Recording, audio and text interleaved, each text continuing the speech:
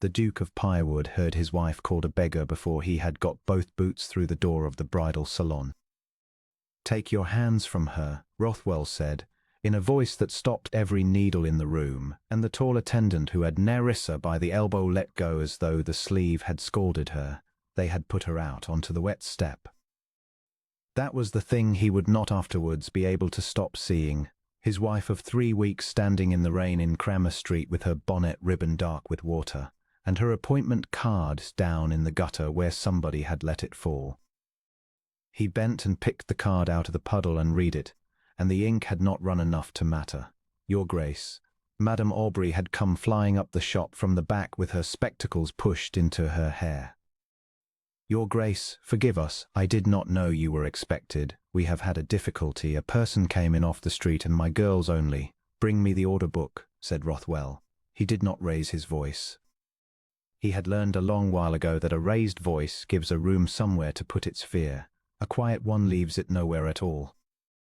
He held the door open with his own hand and Nerissa came back in out of the rain, and he saw her hesitate on the threshold because she was wet and her boots were filthy and there was a Turkey carpet. "Come in," he said gently. "It is only a carpet." She came in. The salon was full of witnesses, which he had not arranged and did not regret. Lady Halbrook sat enthroned upon the fitting dais in a half-made gown of ivory gros de Naples with her daughter beside her and 3 assistants kneeling at the hem. The tall attendant, Miss Purcell, stood by the pier glass with her hands folded and her chin high, having not yet understood anything. A little apprentice of perhaps 16 hovered by the pin table with a shawl over her arm, and her face was scarlet. Rothwell had come to Cramer Street at noon to collect his wife and take her to look at a pair of carriage horses. He had been at his solicitor's since 9. It had not once occurred to him that a woman could not walk into a shop and be served. He looked at Nerissa. She had walked, of course. She had come from Alderhurst, where she taught the foundling girls their letters on Wednesdays and Fridays and always had, before he ever spoke to her and after, and she had given her hackney fare to somebody on the way because she always did that too. And so she had arrived at the finest bridal house in London in a grey stuff gown with mud to the ankle and a straw bonnet whose ribbon had been mended twice. What was said to her? He asked the room. Nobody answered. The little apprentice looked at the floor. "Miss Purcell," said Madame Aubrey in a voice like a thread pulling. I said. Miss Purcell replied, with the steadiness of a woman who believes she is about to be commended, that this is not a house that fits charity cases, and that parish office is in Draycott Street. I said it civilly, Your Grace. We have our custom to consider. Lady Halbrook was upon the days. I remarked, Lady Halbrook said, examining her fan, that a woman who cannot keep her hem out of the mud has no business among wedding silks. It was not unkindly meant. There must be some order in the world, or where are we? Where indeed, said the Duke of Pyrewood. Madame Aubrey brought the order book with both hands, the way a curate brings a chalice. He set it on the counter and opened it at the day's page, and he read out from it in the flat, carrying tone he used in the Lords, and he took his time. 10 o'clock, Mrs. Ivory Sedge, alterations. 10:30, Lady Halbrook and Miss Halbrook, trousseau, second fitting. He turned the page. 11 o'clock. He stopped. The room had gone so quiet that he could hear the rain on the awning outside. 11 o'clock, Rothwell read. Her Grace the Duchess of Pyrewood, wedding gown for the blessing at Alderhurst, the 4th of June. 60 yards of Honiton lace to be shown. Madame Aubrey to attend personally. He closed the book. He heard Lady Halbrook's fan strike the boards of the dais. He heard one of the kneeling assistants make a small sound. Miss Purcell's hands came apart at last and went to her mouth, and she looked from him to the muddy hem of the grey stuff gown, and back, and the colour went out of her entirely. My wife, he said, has been standing in your street in the rain for 11 minutes. Your Grace, Madame Aubrey had begun to shake. There has been no announcement. There has been nothing in the papers. How was anybody to? There has been nothing in the papers, Rothwell agreed, because my grandmother was dying and she wished to see me married, and we were married in the chapel at Pyrewood upon a Tuesday with 4 people present, and she lived 9 days after it, and was very happy. The world was to be told at the blessing in June. I did not think it would occasion any difficulty. He looked at Miss Purcell. It seems I was wrong about that. But note what you are telling me. You are telling me that you did not know she was a duchess. You are not telling me you would have been sorry to do it to anyone else. Nobody spoke. He drew a chair out from the wall himself and set it, and Nerissa sat down in it, wet through, with her hands in her lap, and every woman in that salon looked at her. Now, said the Duke of Pyrewood, taking off his own greatcoat and putting it about his wife's shoulders, bring the lace. Madame Aubrey brought the lace and brought the pattern books, and brought tea in the good service, and would have brought the roof off her own house if he had asked for it. Rothwell stood by the window with his hands behind his back and let her. The house of Pyrewood, he said at last, has dressed its women here for 61 years. My mother, my grandmother, every bride of the name since the old king's time. I shall write to you before Friday about whether that continues. Madame Aubrey sat down without being invited, which he pretended not to notice, because the woman was 50 and had gone the colour of paper, and the loss of a ducal custom would take the rest of the street with it. It was Nerissa who spoke. She had not said one word since the doorstep. Your Grace, she said to him quite formally, because there were strangers present, may I ask something? You may ask me anything in the world. Then I should like the custom to continue, said his wife, upon 3 conditions. He inclined his head, and did not smile, and wanted very much to. She named them.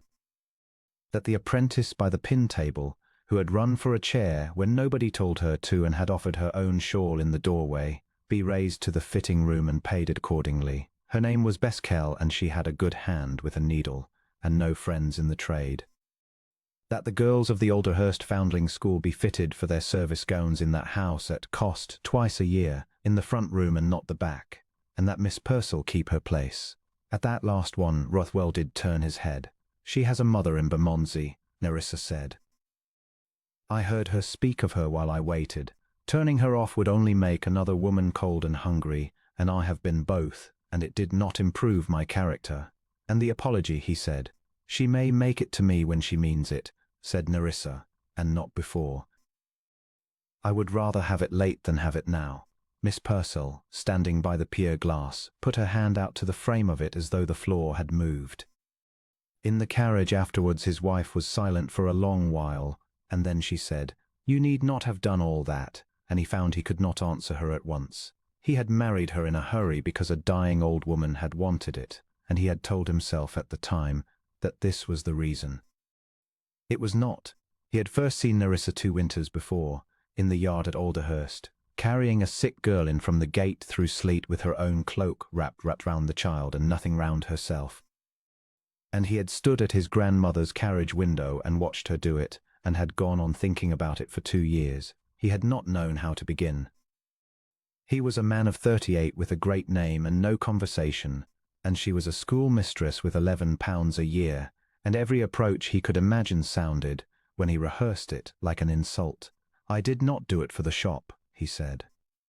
I did it because I have spent 3 weeks discovering that I am married to you, and today I discovered what it costs you to walk down an ordinary street. I find I do not accept the terms. They are the terms everyone has, Nerissa said, not any more. The blessing at Alderhurst was upon the 4th of June, and it was not a quiet affair.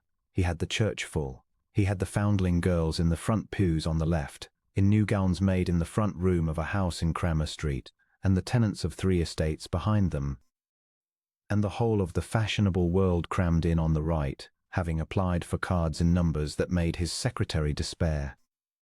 Nerissa came up the aisle in Honiton lace over ivory silk with her grandmother's plain garnet cross at her throat, and Rothwell, waiting at the chancel step in his blue coat with the Pyrewood ring on his hand, discovered that he had forgotten every word he had meant to say. He said them afterwards on the church steps, in front of everybody, because he had learned in Cranmer Street exactly how much a thing is worth when it is said where people can hear it. You will know, he said, that we were married quietly in April, and that some of you have heard a story about a bridal house. I shall not correct it, because it is true. My wife was put into the street as unworthy, and she was, at that moment, already Duchess of Pyrewood, and it made no difference to her at all, because she has never once in her life measured a person by the state of their boots. He put out his hand and Nerissa took it.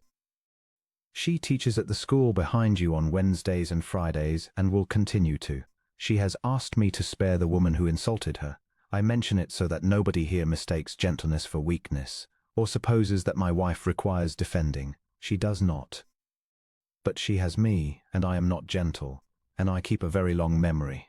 Lady Halbrook applied for a card to the Pyrewood ball in October and did not receive one, nor in the January after, and in the spring she called at Pyrewood House in person in grey, and stood in the great hall and made her apology to the Duchess with 14 people at the top of the stairs to hear it.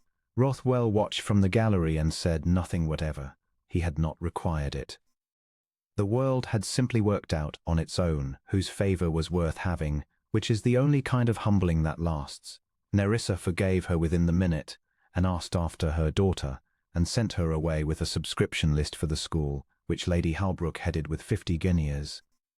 Miss Purcell's apology came in November, 7 months late, in a letter of 4 pages that Nerissa read twice and answered kindly. She rose to first hand at the house in Cramer Street the following year.